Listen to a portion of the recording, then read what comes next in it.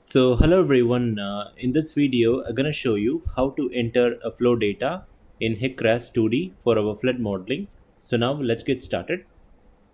So basically we're gonna we're gonna add unsteady flow hydrograph data to run through this model. And now once you open your RAS mapper, navigate to this option called view edit unsteady flow data. So I'm gonna click this option.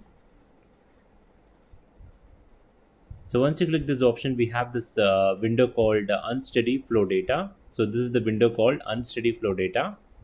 So in this window here, we have some variety of options starting with boundary conditions, followed by initial conditions and meteorological data and observed data.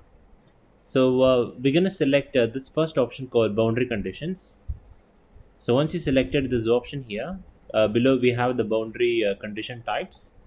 So there is a different boundary conditions types here, starting with stage hydrograph, flow hydrograph, and stage flow hydrograph, and rating curves, normal depth, lateral inflow hydro, and uniform lateral inflow, groundwater interflow, TS gate opening, elevation controlled gates, and navigation dams, IB stage flow, and rules and precipitations. These are the different boundary conditions. So here you can able to see the select location in the tables, then select the boundary condition type. So we have our Bald Eagle Creek upper reach and followed by the Bald Eagle Creek lower reach and followed by the last is the river tributary reach. So here we have to select three boundary conditions. So we have to set for an upstream boundary conditions and also the lower reach boundary conditions and also for our tributary reach. So here, this is our river, which is Eagle Creek, and this is also Bald Eagle, and this is the tributary, and the reach which indicates upper reach, lower reach, and tributary, and this is the river station. So this is the river station, and now we have to select the boundary conditions. So in the first step is we're gonna select the boundary condition for our upper reach. So make sure that you select this particular empty space here for in the upper reach, Bald Eagle Creek, 37003. And boundary condition is select this. Once you select this option which appears here, which is stage hydrograph and followed by flow hydrograph and last is stage flow hydrograph. So in this make sure that you select this option called flow hydrograph. So once you click that option, we have this window called flow hydrograph. So when this window opens up, first thing we want to set is the date time interval of 1 hour. So we have this option called date time interval. So in that we have variety of options here. So starting with 1 hour to 1 day. So here and also up to 1 year. So here we're going to select 1 hour here. Let me select 1 hour. And the next step is we're going to navigate to this option called select enter the data sharing time reference. So here currently it is by default it uses simulation time, but here I'm going to select a fixed start time. So I'm going to click this option called fixed start time. So from here we're going to select the date here. So using this option called select a date from calendar, I'm going to click this option. So here I'm going to select the date here. So this is and today is August 1st here. So we're going to select August and I'm going to click OK. So let me change submit. So we're going to change the year.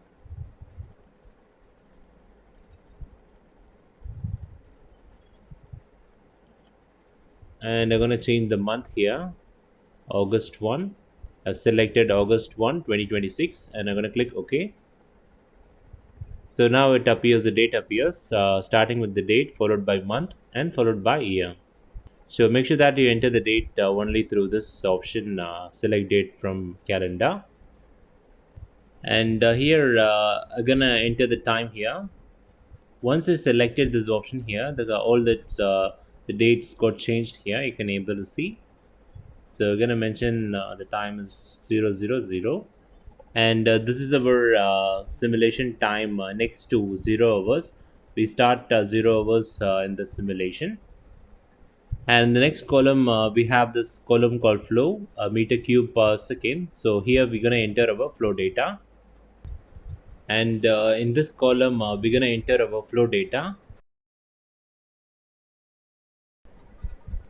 So to get this particular flow data, so to get this flow data, first we're going to navigate to this website, and this particular website provides the flow data only for United States of America.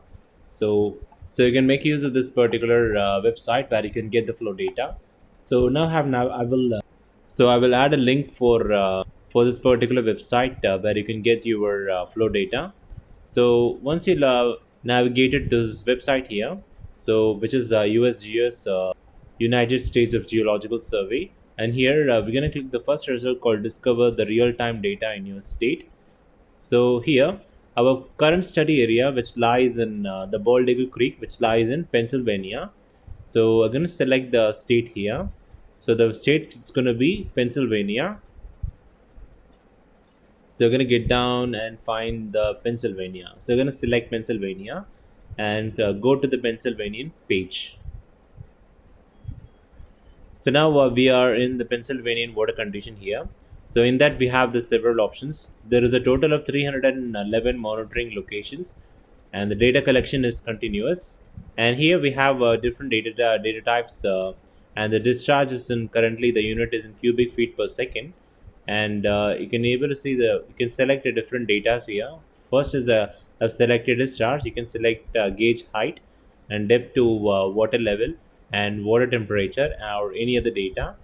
So here once you selected the discharge option here, so which is in cubic feet per second, you're gonna get down here, so which shows the current condition estimate. So you can go through these details here. If you get down here, so we have here you can able to see the view the monitoring location page, and this particular is the monitoring location.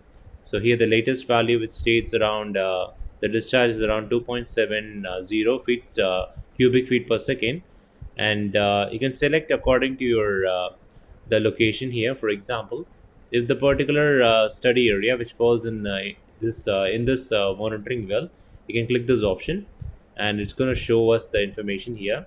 So the latest value, which is the discharge, is 3,470 cubic feet per second. So likewise, you can select the monitoring well of your choice and find those the discharge rate, and you can also view this 7 days graph here. For example, I'm going to click this option. So it's going to show us that graph here. So this is the discharge. This is the date here. So you can able to see discharge rate from July 26 to August 1 here. So here was a peak discharge on July 30. So you can view those details here and get those informations. And if you come down here, you can also download the data. So you can download the data according. So here you can also download this particular data by clicking this option here. So you can download the data as you wish here. For example, continuous data, day of the year statistics, or day of the year statistics of all, time series metadata. For example, I'm going to show you, I'm going to select continuous data. I'm going to click download. So the current file is given in this file format, which is zip file. You can extract it, and you can view those data for this particular monitoring well. I'm going to get back here. So this is 7 days for 30 days. This is the graph. So you can able to see the discharge rate, and for an year, so this is the discharge rate for the year. So here you can able to see the discharge rate here for entire year. So you're gonna get back. Likewise, you can download the discharge rate, the flow data, and which is the currently in cubic feet per second. The required is the, so you can able to see the flow, the discharge rate and discharge rate here, and they're gonna get back.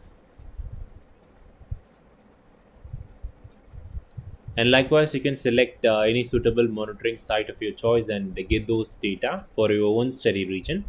So in our case, I'm gonna give you a link to this particular flow data here. So you can access this particular data from the description section of this video. So you can download the flow data, and also the current unit is in cubic feet per second. So in the HEC-RAS. So make sure that before entering into the HEC-RAS, you convert to meter cube per second. So to do that, Simply now use this Google option, cubic feet to meter cube, and you can enter the value. For example, if there is a 6,000 cubic feet per second, then to converting to a cubic meter. So this is the value 169 meter cube per second as a discharge, and discharge and the flow data is the same. So let me get back to the HEC-RAS. And also the link for this particular website will also be given in the description of the section of this video. So now we're going to copy and paste the flow data here. So now to copy and paste the flow data here, first you're going to copy the flow data. So there is a total of around, let me navigate down. We have a total. So we have a total of around 89 flow data here. So I'm going to copy this and I'm going to get back to HEC-RAS. And we simply copied it using first let me show you how to copy in Excel.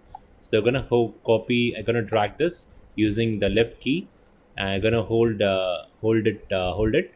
I'm gonna come down here. So that is to first select this particular area, and hold your left key and drag this down. And once you select all the flow datas,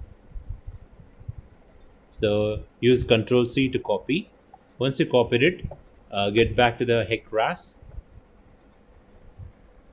And to paste in HEC-RAS, make sure that again we're gonna click and hold and drag down the arrow till 89 here. So we have total of 89 data. So once it dragged it and gets highlighted here, and now use Ctrl V to paste the data. So now we have pasted the data here.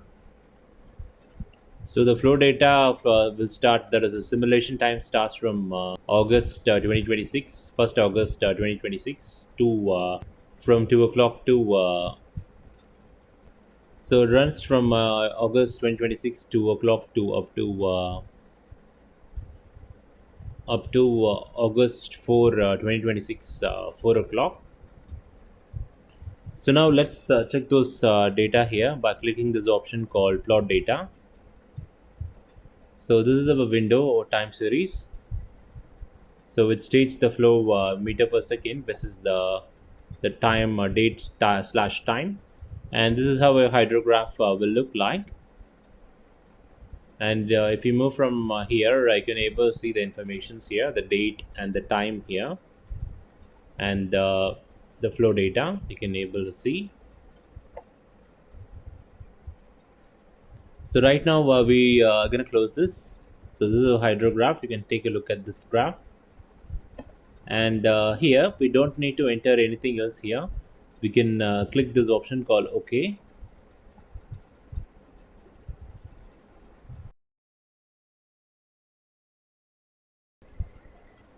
So now once we entered the flow hydrograph for our upstream upper reach, so now we're going to enter for our lower reach here. So we're going to click this option here, and once you click this option, we have a different option that appears: stage hydrograph, flow hydrograph, stage and flow hydrographs, and followed by rating curves and normal depth.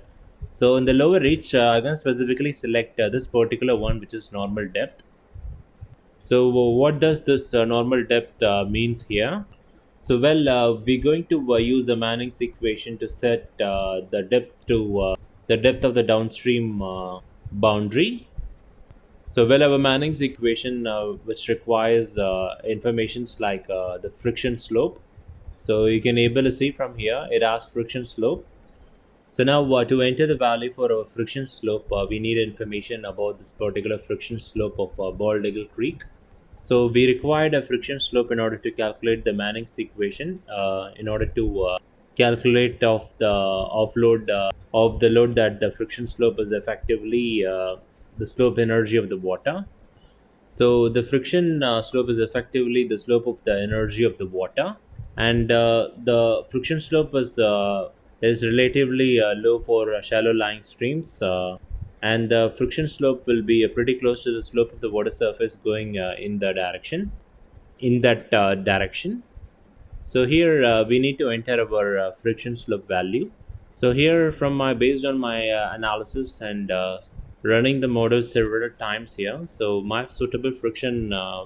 slope value was around 0.0004. So once I entered my friction slope value, you're going to click OK.